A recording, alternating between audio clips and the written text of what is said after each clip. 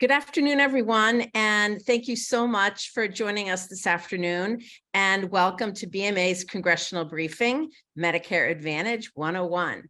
I'm Mary Beth Donahue, President and CEO of the Better Medicare Alliance.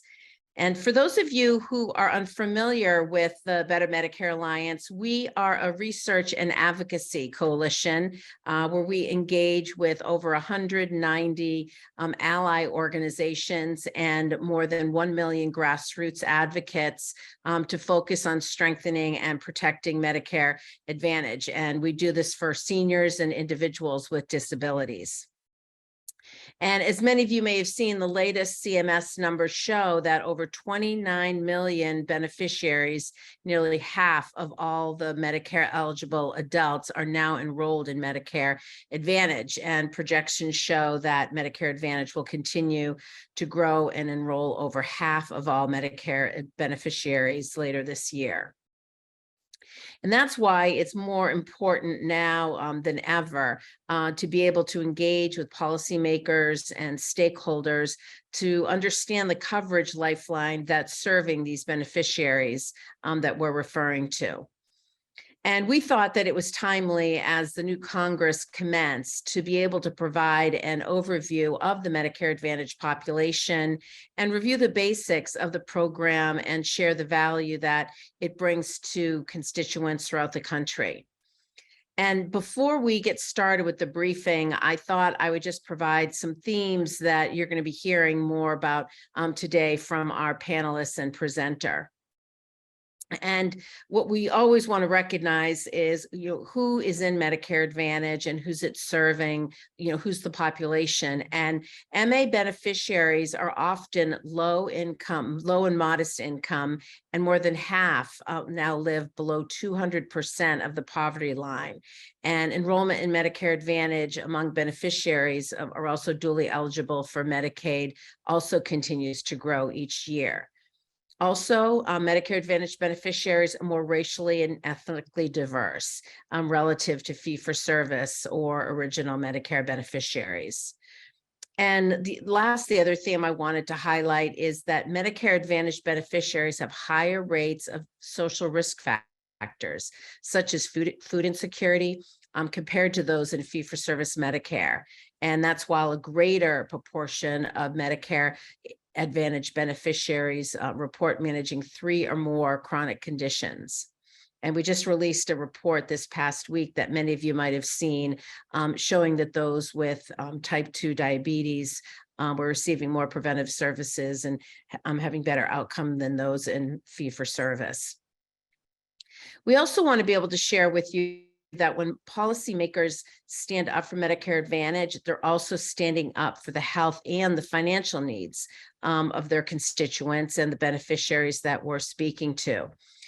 As I mentioned, Better Medicare Alliance is a research and advocacy organization, and we have research that we work with outside firms that shows that Medicare Advantage beneficiaries have a 43% lower rate of avoidable hospitalizations overall, and beneficiaries with prediabetes and diabetes have fewer all-cause emergency department visits and hospital admissions compared to similar fee-for-service beneficiaries. Also, as we look at the financial needs of seniors, Medicare Advantage beneficiaries also save an average of over $1,900 a year compared to fee-for-service Medicare, while also receiving expanded benefits such as vision, hearing, dental, and wellness benefits, which I know you'll hear from our panel later on. And as I mentioned our panel, I just want to highlight who we have with us today. And Allison Reiser, who's a principal at ATI Advisor, will be leading the presentation. And we're so grateful for the work that we do with her. I'll have an opportunity to introduce her at the end of my remarks. And then she'll be introducing our panel, which includes Ipiana Spencer, the Chief Health Officer at Meals on Wheels America, Mark Manti, CEO at Vancouver Clinic, and then Marisa Scalafoli, the Director of Aging and Disability Business Institute at US Aging. So let me introduce Allison, and then we're going to turn to her presentation in the panel. And again, as I mentioned, Allison's a principal and group lead at ATI Advisory, and she oversees the portfolio of work that includes program integration and access. Allie has spent her career across Medicare and Medicaid with a focus on the role of managed care. And that also includes a decade of helping CMS implement and refine policies to improve Medicare Advantage, special needs plans, and the financial alignment initiative for dual eligibles. We've been so fortunate to have her experience and expertise working with us here at BMA. And she also brings experience from working with United Healthcare in addition to the work that she's done with the government and with her policy firm. So I'm going to now turn it over to Allison to share that expertise I was just referring to. Thanks, Allison. Thank you, Mary Beth, for the opportunity to be with you and with everyone today. Zach, if you could please share the slides. As Mary Beth mentioned, I've spent my entire health policy career focused on managed care across Medicare and Medicaid, both with CMS and with states and with health plans, with providers, and on behalf of consumers. And so you'll hear a lot of those perspectives reflected today. If you could advance one more and then one more. So I'm gonna kick us off today with about a 20 to 25 minute overview of the Medicare program and Medicare Advantage specifically. And then, as Mary Beth mentioned, we'll have the opportunity to hear the perspectives from our panelists for about 20 to 25 minutes, and then we'll open it up for Q&A from you all. I'm going to start by just a super high level on what Medicare and Medicare Advantage are, and then talk a little bit about some of that growth that Mary Beth has alluded to, as well as why that growth is happening, what the innovations are in Medicare Advantage that are allowing for that enrollment growth, and then some statistics on who the enrollees are who are choosing to enroll in Medicare Advantage. So if you could advance 2 slides, I'm going to start with a little bit of history on the Medicare program.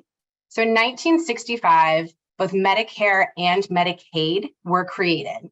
Medicaid is a means-tested program. We're not going to be talking about that today, but it's important to note it's a means-tested program because it will come up in some of the points that you hear me presenting on. Means tested, meaning, of course, that it is available. Medicaid is available to individuals who are lower income and who have very low resources. Medicare, on the other side, was originally created to serve individuals who are 65 years and over. About 10 years into its history, it expanded to include individuals who have certain long-term disabilities, as well as individuals who have end-stage renal disease. And since about the 1970s, eligibility for Medicare has generally remained pretty consistent. Medicare has 4 parts. So if you go into the Social Security Act and you read through the statute, you will see a lot of the statutory language arranged by these 4 parts. So Part A in the statute is referred to hospital insurance. Hospital insurance is generally what we would call an entitlement for almost all Medicare beneficiaries. It is premium free, and this is where beneficiaries receive inpatient coverage, hospital coverage, skilled nursing facility coverage, really that like facility-based coverage that tends to be in an inpatient environment. Part B then kind of wraps around the Part A benefit. Part B in the statute is called supplementary medical insurance coverage, and this is more outpatient in nature. Unlike Part A, Part B does have a premium for nearly all Medicare beneficiaries, and this premium ranges anywhere from $165 per month per person, all the way up to $560 per month per person based on income. Part B is where you're going to get your sort of outpatient physician services, your specialty services, lab services, preventive care, and then home health is split somewhat between Parts A and Part B. Part C then, which is where we're going to spend our time today, is what created in the 1990s the Medicare Advantage program. It was originally called Medicare Plus Choice. We now call it Medicare Advantage. And I'm going to talk about more attributes of that program in just a moment. But Part D then is the prescription drug benefit. So this was created in 2003 when President Bush signed it into law. And the Part D prescription drug benefit can sit alongside Medicare Advantage, or it can sit alongside fee-for-service. And I'm going to talk more about the administration of those benefits in just a minute. But Part D also has a premium, and it varies by income, similar to the Part B program. If you could go to the next slide. So the two different ways that Medicare beneficiaries can receive coverage through the Medicare program. The first is through fee-for-service. This is also sometimes called original Medicare, so original Parts A and Parts B. It is sometimes called traditional fee-for-service Medicare, but essentially this is where the federal government, CMS, directly pays providers for the services they are rendering to Medicare beneficiaries. This is typically going to be payment that is based on volume, quantity of services, and Medicare beneficiaries can access any providers who are opted into the Medicare program insofar as the services, of course, are medically necessary, clinically appropriate. But it really is just limited to those core Part A and Part B services. Fee-for-service typically is not going to go above and beyond that sort of core Part A and Part B. There are program options for beneficiaries in fee-for-service to try to fill gaps in their Medicare coverage. Typically, you'll hear about Medigap or Medicare Supplement. This is an insurance rider policy, essentially, that beneficiaries can purchase. They pay a premium for, and it helps to pay for some cost-sharing liability in fee-for-service and cover other costs that occur in fee-for-service. But it does tend to be kind of minimal in terms of what it's filling. Other supplements or sort of programs that individuals in Medicare might have access to above and beyond Medicare include employer-sponsored insurance. That's all Medicare beneficiaries, not just those in fee-for-service, or Medicaid. Again, Medicaid is means tested, and so it helps to fill the gaps for individuals who are lower income and lower resource. So that's kind of the first way that Medicare can be administered. And then as I mentioned, in the 1990s, Congress created Medicare Advantage Part C. That is the other way that Medicare can be administered for beneficiaries. And this is where private insurance companies have a contract with CMS. They receive a per person per month payment, a capitated payment from CMS, and they then administer all of the Part A and Part B benefits. And what you're going to hear us talk a little bit about today is that they typically then also have benefits that sit above and beyond Part A and B.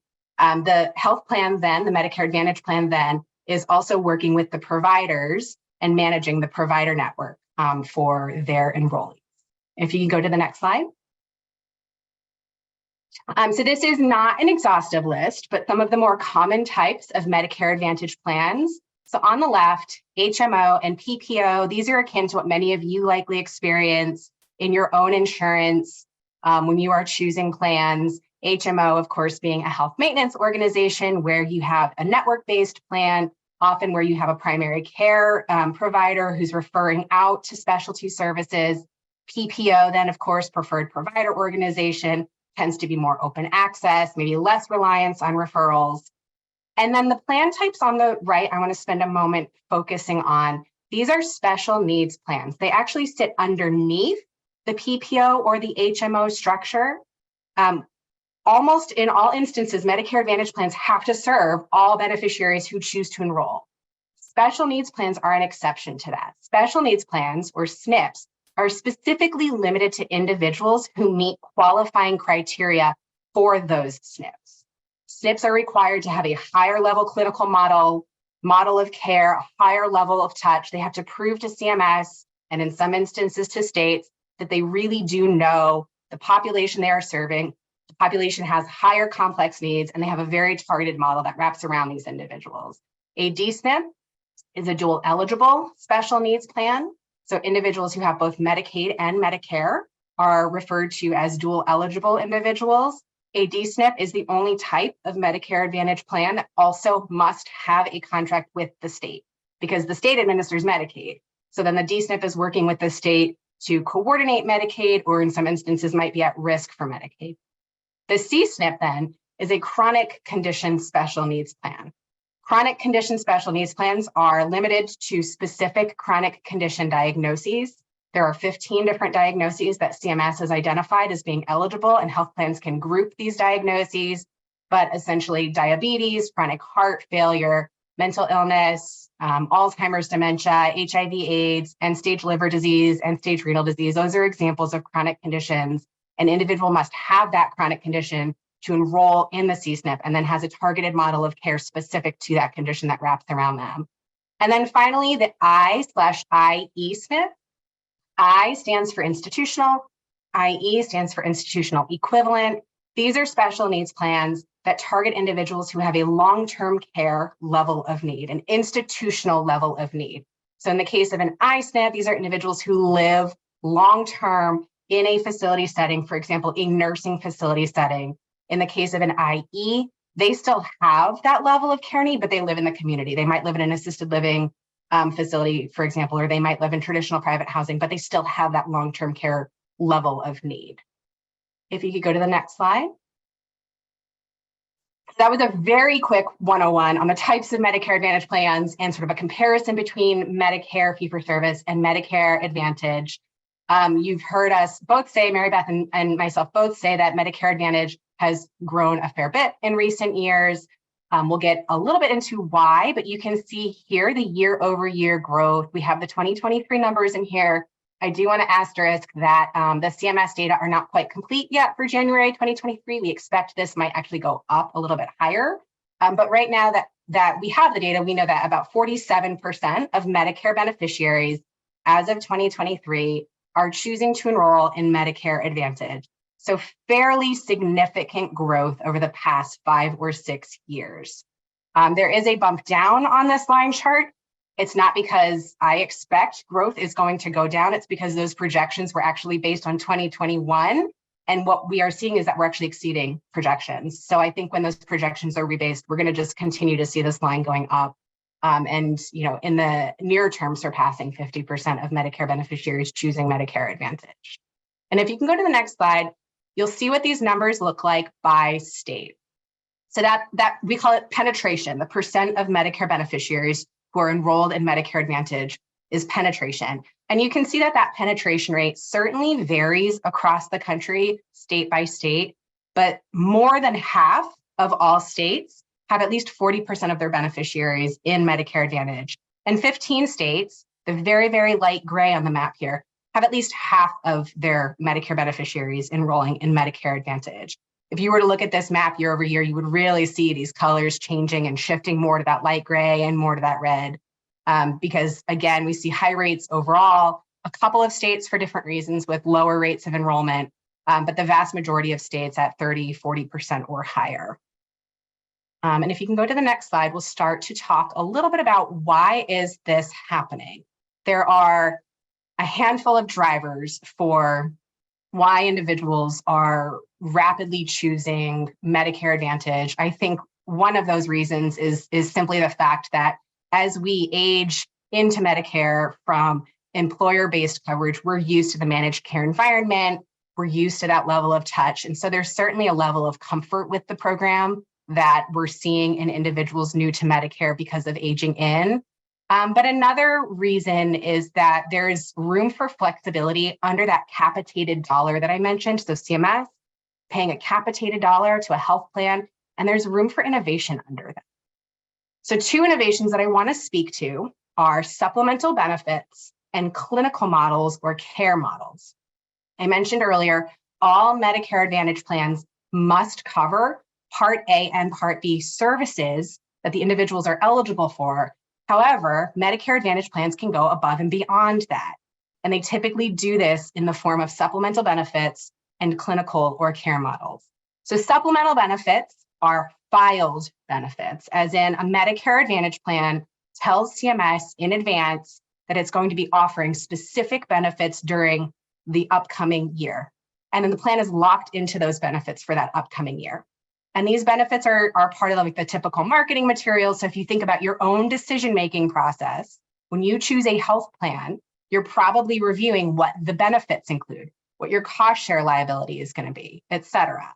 And the same is true for supplemental benefits. They are part of that benefit package that beneficiaries are reviewing when they're choosing to enroll in a health plan. Clinical models or care models, on the other hand, are a little bit different. These are much more nimble. They're typically not filed in advance, and they're more akin to like care coordination services, care management services. They might be disease specific. So for example, A Medicare Advantage plan might have a care model that focuses on dementia or behavioral health. And then individuals with those conditions might have additional higher touch hand-holding. Maybe they get a weekly call, for example, from a care navigator. Maybe they have access to a digital application. Supplemental benefits and care models absolutely can and do operate alongside one another and with one another for certain individuals. If you can go to the next slide, I'm going to share some data points on supplemental benefits. Over 99% of Medicare Advantage plans offer at least one supplemental benefit. The most common are here on this slide: dental, hearing, vision, hearing aids, vision, glasses, things that Medicare does not cover through fee-for-service, but that beneficiaries typically demand and benefit from. So very, very high rates of health plans offering those core benefits. Another one that we see pretty frequently in recent years, of course, telehealth wraps around certain services. And then another very popular one among Medicare beneficiaries is what is known as over-the-counter, or OTC. You see that at 87% here. This might be a debit card, for example, or a catalog that beneficiaries can choose from every month or every quarter to purchase things like OTC medications, maybe Grab Bar for the shower, or other similar types of benefits. And again, it's a very popular and meaningful benefit to Medicare beneficiaries. If you can go to the next slide, I'm going to talk a little bit about how this has evolved in recent years. So until 2019, supplemental benefits had to be primarily health-related, and primarily health-related was defined in a very narrow way. So improvement, very medical, again, dental, vision, hearing sorts of benefits. But in 2019, and then again in 2020, CMS and Congress, through different policy approaches, really expanded what was allowable as part of supplemental benefits. So CMS expanded the definition of primarily health-related. You see that on the left here, that acronym EPHRB, expanded primarily health-related, to not just focus on improvement and medical services, but really to embrace services and benefits that have historically been perceived as maybe maintenance in nature or custodial in nature. So things like in-home support services or personal care services, adult day health services, caregiver supports. And then in 2020, Congress took it a step further by creating a new category of supplemental benefits called SSBCI, Special Supplemental Benefits for the Chronically Ill. And these are benefits that don't even have to be primarily health-related at all, but they are limited to individuals who are chronically ill and medically complex. So what does that mean? If you think back to the CSNP slide a few slides ago where I talked about the 15 chronic conditions, that is essentially a key gate right now that CMS uses to determine whether a person is medically complex, chronically ill. But other ways a plan might think about it is, well, an individual might have functional limitations or cognitive limitations in addition to these chronic conditions, and therefore they would benefit from things like non-medical transportation, socialization supports, food delivery, meals, pest control. So really historic turning point in Medicare policy where the program shifted, at least in Medicare Advantage, from one that was very medical and acute care focused to one that started to allow testing more holistic, whole person services and allowing health plans to really move upstream. And I will share statistics with you. If you can go to the next slide, you can see how these new benefits have grown over the past few years. So certainly not as high yet as we see dental and vision and hearing because these are still new. But a quarter of Medicare Advantage plans are offering at least one of those expanded, primarily health-related benefits, and a quarter are offering at least one of those SSBCI benefits. So we really see the market getting accustomed to it and offering them, and that means providers are getting more accustomed, beneficiaries are getting more accustomed and really demanding some of these non-medical services and supports, and especially as we come out of COVID, these were particularly meaningful to individuals. Next slide. So I'm going to do rapid fire here. Who is the population enrolling in Medicare Advantage? Mary Beth already listed a few of these statistics, but to give you a broader snapshot of who the population is enrolling in Medicare Advantage, and then after that, we will turn to the panel. So if you can go to the first one, Medicare Advantage beneficiaries are more likely to be low income or lower income than beneficiaries who remain in fee-for-service. So we use FPL, the federal poverty level, as our sort of line of individuals who are lower income. 100% of the FPL is between $13,000 and $14,000. So you see here 200% of the FPL, that means these individuals are earning less than $27,000 per year. So both cohorts, fee-for-service and Medicare Advantage, high rates of individuals who are lower income, but more than half in Medicare Advantage are considered low income by this 200% definition. So a large portion of the population low income. Next slide. The consequence of this, or the interaction with this, is that a large portion of Medicare Advantage enrollees are dually eligible for Medicaid. So I mentioned DSNPs, and I mentioned the term dual eligible earlier. A quarter of Medicare Advantage enrollees are dually eligible for Medicaid.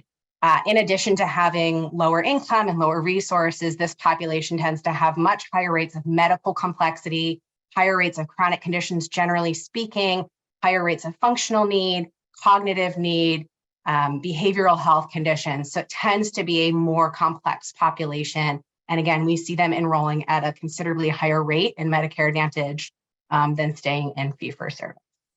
Go to the next slide. We also see higher rates of Black, Latinx, and Asian Medicare beneficiaries choosing Medicare Advantage, in particular with the Black and Latinx population. There is an interaction with income here and dual eligibility, unfortunately. But again, about 50% higher rates of enrollment among Black, Latinx, Asian than we see in the fee-for-service population generally. Next slide. Got just a couple more here. Focused more on health-related social needs. So the two that you see on the slide here, a much larger portion of Medicare Advantage beneficiaries are likely to speak a language other than English in the home. And a much larger portion of Medicare Advantage beneficiaries are less likely to have obtained even a high school diploma. So we're also layering onto this medical complexity health literacy considerations that exceed what we will typically see in the Medicare fee-for-service population. And then two more before I pause, if you can go to the next one.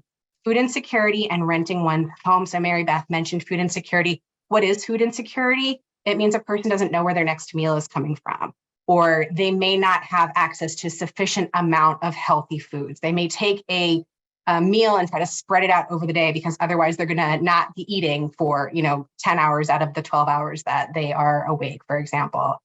So much higher rates of food insecurity in the Medicare Advantage population, and similarly renting one's home. This is one component of a proxy for housing instability, which is why we look at this in a variety of different research studies. And you see here nearly a quarter of Medicare Advantage beneficiaries rent their home, 6 points higher than what we see in fee-for-service.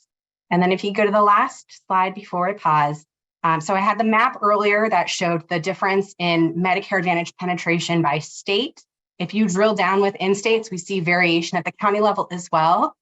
Sort of the takeaway message here is that enrollment in Medicare Advantage is high across all geographies, but we definitely do see higher rates in more metropolitan areas than we do in more rural areas. So CAC is counties with extreme access considerations. Those are super rural communities, and then rural, micropolitan, metro, large metro. So you do see that sort of trend increasing, but really high rates across all of these geographies. And with that, actually, Zach, if you can stop sharing, I think we'll open it up to the panel. So we are going to transition. I'm going to introduce the panelists who are joining us for a moderated discussion. And as I mentioned, we're going to have some time for Q&A at the end. So first, we have Mark Manti. He's the Chief Executive Officer of Vancouver Clinic. As CEO of Vancouver Clinic, Mark brings more than 30 years of public health experience in leadership of the organization's medical clinics, their urgent care facilities, highly rated providers, and laboratories that serve patients across the state of Washington and Oregon. Also joining us is Ipiana Spencer. She is the Chief Health Officer for Meals on Wheels America, which is, of course, the leadership organization supporting more than 5,000 community-based programs across the country, dedicated to addressing senior isolation and hunger. Ipiana brings more than 2 decades of experience in advocacy, healthcare policy, and public health service, including multiple roles with Senate Majority Leader Chuck Schumer and over 8 years with United Health Group, working as vice president at both the corporate level and within the Medicaid business, responsible for building and managing external national partnerships with community-based and advocacy organizations.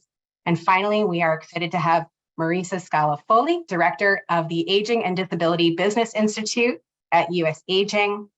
In partnership with the most experienced and respected organizations in the Aging and Disability Networks, Marisa leads US Aging's Business Institute and provides community-based organizations with tools and resources so that they can successfully adapt to a changing healthcare environment. Welcome all. I am so excited for this panel because it is such a wealth of amazing experience across the 3 of you. And I am actually going to start with a question to field to all of you, but Mark, if you want to tackle it first, I'm curious if you can speak to Medicare Advantage and how it has created opportunities for your organization to better serve older adults and Medicare beneficiaries. Yeah, thanks, Allison. And by the way, very good overview. I really appreciated that.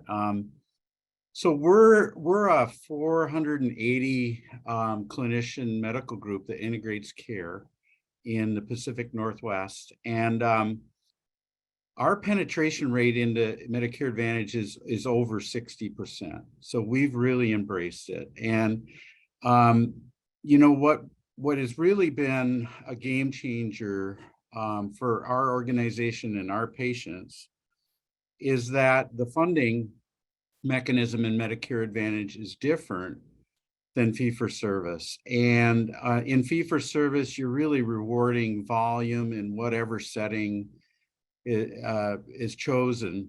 And in Medicare Advantage, we're really shifting towards appropriate outcomes, being rewarded for appropriate outcomes. And our clinicians have really embraced that because if we keep people out of the ER, they can be seen in the physician office more often. We try and do whatever we can to avoid hospitalizations that are unnecessary. And that's been rewarding for our patients, and it's rewarding for our clinicians. We didn't get that under the regular Medicare program. So I think, you know, overall, it's been a very good experience. We actually have gone a step further in terms of providing some senior Medicare Advantage clinics that are dedicated to that. And they're really very comprehensive in scope and address a lot of social determinants of health. So the clinic is configured in a way that really encourages socialization of patients.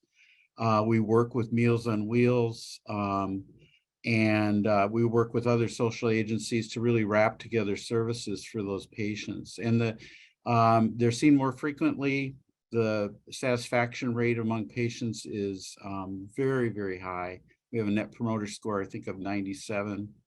And the clinician satisfaction in taking care of those patients, because you're really able to do the right things for the patients, makes a tremendous difference.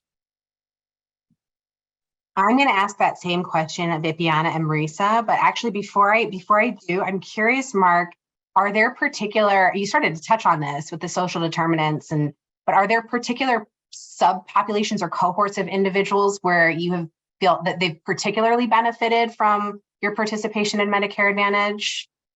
Oh, yeah. I would say, you know, the loneliness is a huge issue in terms of social determinants. So, you know, that a segment of our population is really isolated, especially during COVID. And, you know, the increased frequency of physician visits and a care coordinator nurse reaching out to those patients, and then eventually getting back into the clinic and being able to interact with other patients has made a big difference in their lives. Yeah. And Ipiana, I turn it to you, same question. Sure.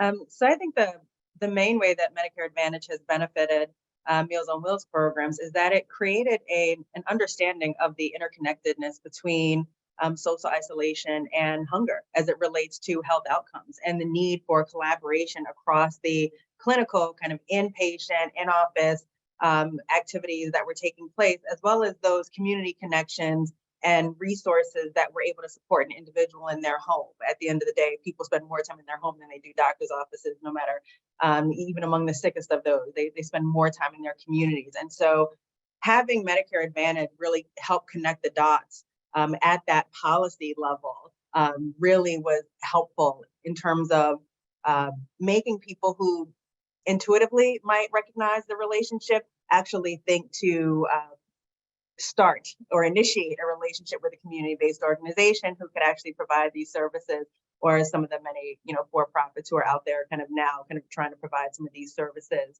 And I couldn't agree more with what Mark said with respect to the populations that benefit from it. Individuals who are widowed, who are living alone, who don't have family in the community or in the neighborhood to care for them, are absolutely benefited by the ability to have these wraparound services that are provided to them, and that coordination that takes place within their doctor and these various other benefits that they're able to get that they would not have and wouldn't have the capacity to coordinate on their own. So absolutely agree that we see that as well.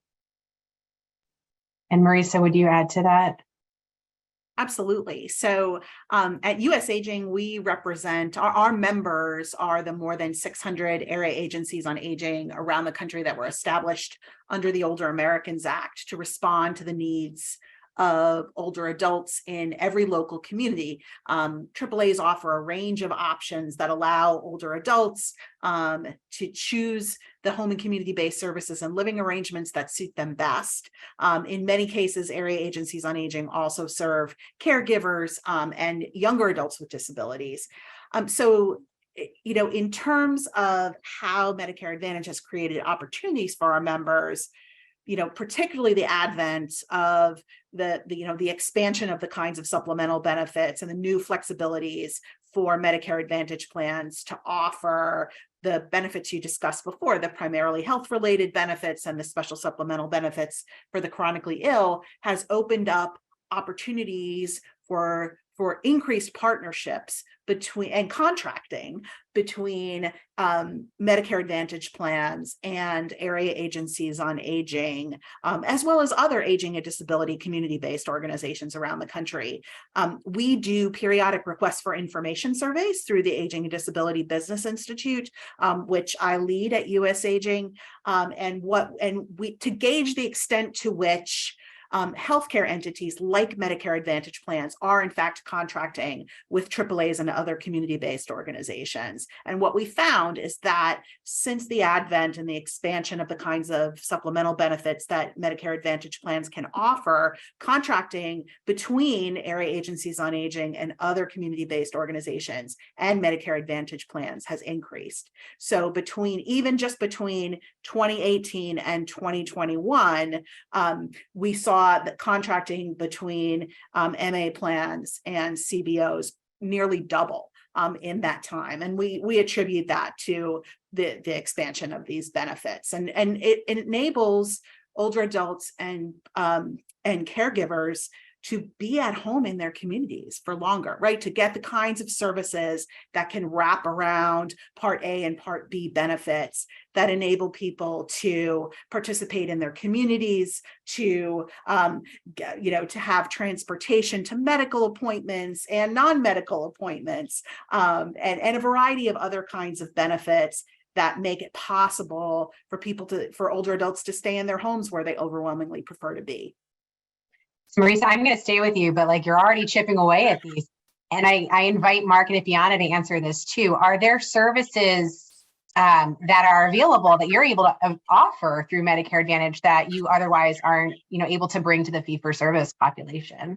Oh, absolutely. I think the special supplemental benefits offer a wealth of opportunities for offering benefits to Medicare Advantage plan members that we don't yet have under Medicare fee-for-service. So the kinds of services that we see being offered, or the top services that we see in contracts between Medicare Advantage plans and area agencies on aging, include things like offering evidence-based health promotion, disease prevention programs, like chronic disease self-management programs, falls prevention programs, other kinds of programs that can address mental and behavioral health needs. We also see nutrition programs being offered, as I'm sure Ibiana will also talk about, and as well as screenings for and assessments for social determinants of health needs. That is perennially sort of at the top of the list in terms of the kinds of services that AAAs and other CBOs offer under contract to Medicare Advantage plans, as well as other kinds of healthcare entities. I think it, just building on what Marisa said, I think it allows the whole person approach to actually come to fruition, because the reality is that, if you can't get to a doctor's appointment, how healthy can you be if you can't actually take the medications that you've been prescribed because you need food to take them, and without it, they're disruptive to your body, to your sleep, what have you, so you don't take it. Those things are not known if you don't have someone who can actually come in and check on you or actually see the environment that you're living in. Falls prevention measures, all of those different things that actually contribute to hospitalizations or inpatient stays are actually things that these sorts of partnerships that are basically enabled through Medicare Advantage are actually able to identify and be identified and ultimately be addressed by health plans and the organizations that they're partnering with to provide these various services. I mean, the care coordination is at the heart of that. And the whole idea of whole person care is truly at the heart of all the different services and capabilities that Medicare Advantage can provide to an individual that are lacking in the fee-for-service environment. Yeah, you both said it really well. From the clinician or physician's perspective, under Medicare Advantage, we're able to offer what we call population health. So our Medicare Advantage population has got a number of chronic diseases. We know that if we can successfully implement some strategies to help people manage their chronic disease, let's take that diabetes, for example. We can prevent amputations, blindness, hospitalizations, all these things. So again, back to my earlier comment about being rewarded for outcomes, keeping that patient healthy and doing your best to keep them out of the ER and out of the hospital. There's proven strategies to do that. And with Medicare Advantage, we're able to implement those. So Mark, sticking with you, where would you like to see Medicare Advantage continue to go and grow in the coming years in terms of like the policy environment and the program generally? Yeah, well, I mean, we experienced in regular Medicare, we experienced a cut going into 2023. So please, don't cut Medicare Advantage because there's really so much momentum and good with that program. So please, I'd reach out to all our folks in the policy area and say that this is something that's a very, very good investment. It's saving the program money and it's improving outcomes for older Americans.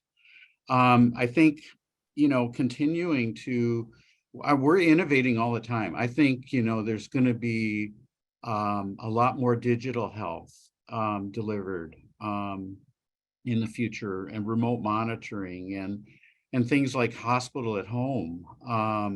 So continuing to support the telehealth waivers and some of the innovation that can happen in Medicare Advantage with different sites of service. That's really important. Nice. Marisa and Ibiana, same question. Like, are there innovations as well that you would hope to see emerging? Rasinga. Yeah, I'm happy to. I think one area that we see as ripe for innovation and quite frankly investment is really in the technology systems that can support better healthcare and social care integrations. Congress has spent millions, if not billions of dollars on technology in the healthcare industry. But that same level of investment has not been made in technology that can support health or that can support social care providers. So, we absolutely see that as being critical to continue to foster this, to continue to foster this innovation on the social care side, to foster these partnerships and contracting between area agencies on aging, community-based organizations, and Medicare Advantage plans in order to provide the kinds of social care services that we know are critical to keeping people in their homes, to keeping them healthy, and improving population health, as Mark talked about. So one of the things that I would love to see is to continue with innovation. We need to have education for Medicare Advantage plans around all the different benefits that community-based organizations can provide, and extend the opportunities for community-based organizations to partner with Medicare Advantage plans for a longer period of time than just, and not necessarily have to deal with this kind of, in some ways be exempt. If I could have a magic wand, social need programs would be exempt from the annual bidding process, because food insecurity is not an annual need. It is likely a continual problem for many of the individuals that are in Medicare Advantage plans, and it's something that is preventative and it's also reactive. And so I think part of it is something that I would love to see if there was a way that some of these social care programs could actually be continued for longer periods of time, and that plans could be incentivized to partner with community-based organizations to actually ensure that individuals are safe and protected, and have the resources that they need and the support that they need to be safe in their homes as they age, because that's where most people want to be as they get older. But without the support to do that, or the financial incentives, or actually even that education on how do community-based organizations work with seniors, work to serve seniors, there's always going to be kind of this kind of, like who comes first, and the chicken or the egg scenario with respect to the benefits and how they're ultimately structured. So I think it's a great start. I would love to see more longevity with respect to it. Marisa mentioned contracting. While it has happened, it is not nearly as robust as it needs to be, and it's definitely not as utilized to the extent that it could be. I mean, we're tiptoeing into this, right? Like it really was like, I wasn't overemphasizing it. It's one of the most significant turning points in Medicare policy to be able to offer these non-medical benefits with Medicare dollars and actually appreciate the whole person, and not that like just the medical. Like medical is important too, but like really appreciate the whole person. And so I'm encouraged to see the year-over-year growth. But I think your point is very well taken, and something I didn't say but meant to in the presentation, which you all know, but for others who are listening, is that these supplemental benefits are a really awesome, innovative petri dish to try things out that meet people's needs, but it's a small number of dollars. So like, we're also not like, money wasn't added to the program for these benefits. We're now taking the dental, vision, hearing dollars, and we're just spreading them across more things. And it really is a small number of dollars. So I also want to like temper, if people are hearing this, are like, this is amazing, this is a solution for health-related social needs. I think it's an exploratory approach, but it's small. So I certainly want to. Hey, Allison, can I add something here? Yeah. I'm sitting here thinking it's remarkable that I'm on the panel with these two wonderful folks, and because when we first started our neighborhood clinic concept, which is a senior focused clinic, the first thing we did was invite in the area agency on aging and Meals on Wheels to tour the clinic and then have a presence there a couple days a week. So that's just a great example of how it doesn't have to be high tech or anything like that, but really pulling together our efforts for the benefit of the patient, and getting the medical side, which is very busy and, hard to get doctors' attention, talking with, what's available in the community. I just think it's in my career of well over 35 years, I think it's an incredible breakthrough. Yeah, I see nodding heads. I think it's a really good point, Mark. I have a few more questions. I want to remind everyone who is attending to please use your chat or Q&A function rather to send in questions, because we'll field those as they're coming in as well. We want to make sure we get to all of those. I guess, Marisa, a question for you, and same, Mark and Ipiana, if you want to add to this. What would you say incoming policymakers should know about Medicare Advantage that perhaps they don't know today? Well, just checking to make sure I had my mute off. I would say that if I could tell them one thing is that, Medicare Advantage has real and important value for the people whom it serves, both in terms of the provision of Medicare Part A and Part B benefits, but also, as you mentioned, Allison, as this sort of living laboratory for how we can better integrate healthcare and social care.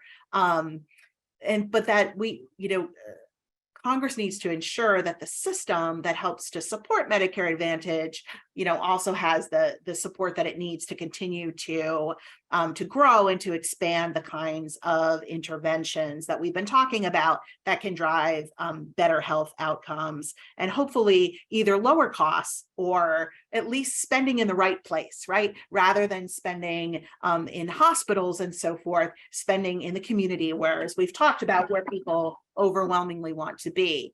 And I think there's opportunity there, as you talked about, for increased learning about, what works and what doesn't work with regard to these benefits, but also, increased investment really is needed in these kinds of social care benefits that can address whole person needs, as we've talked about, but keep people living in the community. I would add, your constituents love it.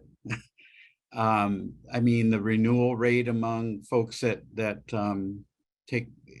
sign up for a Medicare Advantage plan is very, very high. So they're sticking with it. And I'm sure your various offices will get questions from seniors about their options.